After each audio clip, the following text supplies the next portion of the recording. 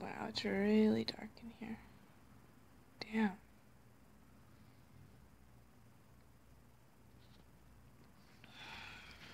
Trying to get into better lighting. I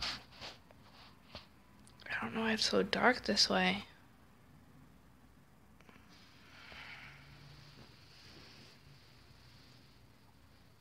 Alright guys, I don't know, I'm sorry that it's so dark right now, but I'm in a lot of pain. My mouth really hurts. I don't even know if I'm gonna be able to, I'm gonna try to do this video. Because I want to talk about it. Okay, basically, the title of this video that I'm going to talk about is 5 ways to protect yourself from energy vampires. Now, when I'm talking about vampires, I'm not talking about the ones in the movies that suck your blood and come out at night and all that. That's not what I'm talking about. What I'm talking about is real life people who actually can suck your energy from you just by being next to you. So, an energy vampire or a psychic vampire literally feeds off the energies of those around them, attaching to the host and attempting to suck the person dry. If I keep looking over here, that's because I'm reading my notes, so sorry. Okay. So I'm basically explaining to you what an energy vampire does. Okay, so when the person supplying the energy comes into full realization of the situation at hand, they will usually either ignore the person or let them go. Then the cycle continues as the energy vampire survives off the other people's emotions. Now you know why happy, vibrant people can sometimes attract those with self-serving motives. Energy vampires operate on such a low frequency that they must turn to people with high energetic levels to survive. It's pretty scary, right? In today's society, you have likely encountered people like this numerous times, but you may not have known how to best deal with them in order to shield yourself from their own draining energies. Next time you come across an energy vampire in the flesh, try these tactics to ensure that you maintain a healthy frequency. Now, this happens every day. You will come across people that do this, and when you start feeling nauseous or out of nowhere or just weird, usually this is why. So these are just 5 ways to handle it if you feel like this is happening. Okay, so number 1, maintain positive energy by trying to uplift the energy vampire's own vibration. Not every psychic vampire steals other people's energy knowingly or maliciously, which is true. Not everybody knows that they're doing it. Maybe they just need a little guidance and support along their journey. Some are overbearing and obnoxious. Others are friendly and charming. For example, you're at a party talking to a perfectly nice person, but suddenly you're nauseous or weak. Or how about the coworker who drones on about how she broke up with her boyfriend for the 10th time? Eventually she feels better, but you're spent. The bottom line is that on a subtle energy level, these people suck you dry.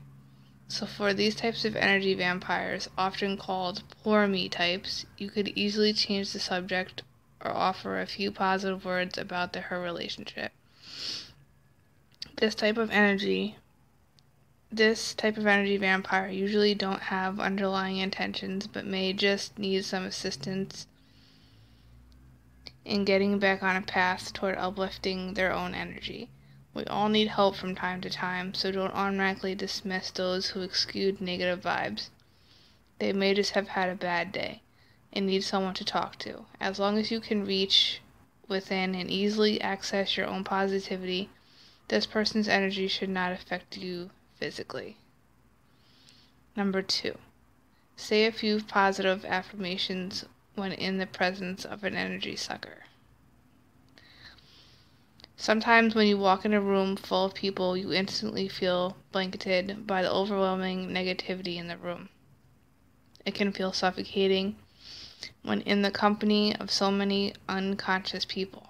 So just remember to silently cite some of your favorite positive quotes or mantras to keep yourself balanced.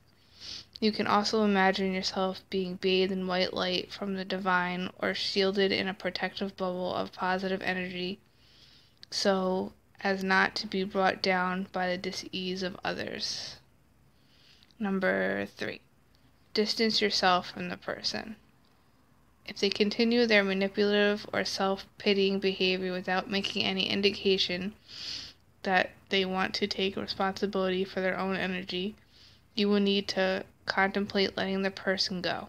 Even if it's a close friend or a family member, you cannot have a healthy relationship with someone who refuses to take control of their life, and at least work on becoming a more positive, independent person.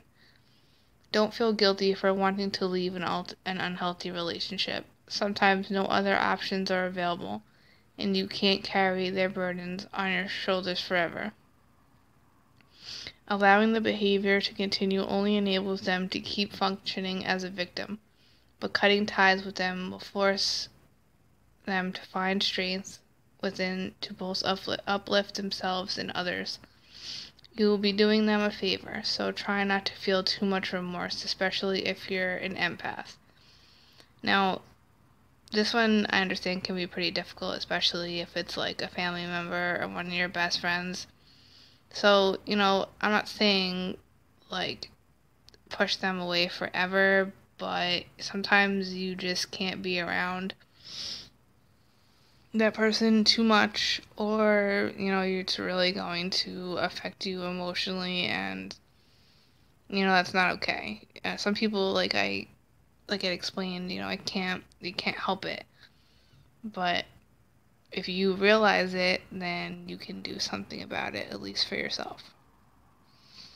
Okay, so number 4, make sure to meditate daily, even for 10 to 15 minutes. I don't really meditate that much. It doesn't really work for me, but if you guys do, then I will read this, okay? One of the best ways to protect yourself from emotional manipulation and being taken advantage of is to go deep within and channel more source energy into your body and mind. That way, you have a higher tolerance for dealing with wide variety of energies you will encounter and won't be fazed by the clever, devious tactic of energy vampires.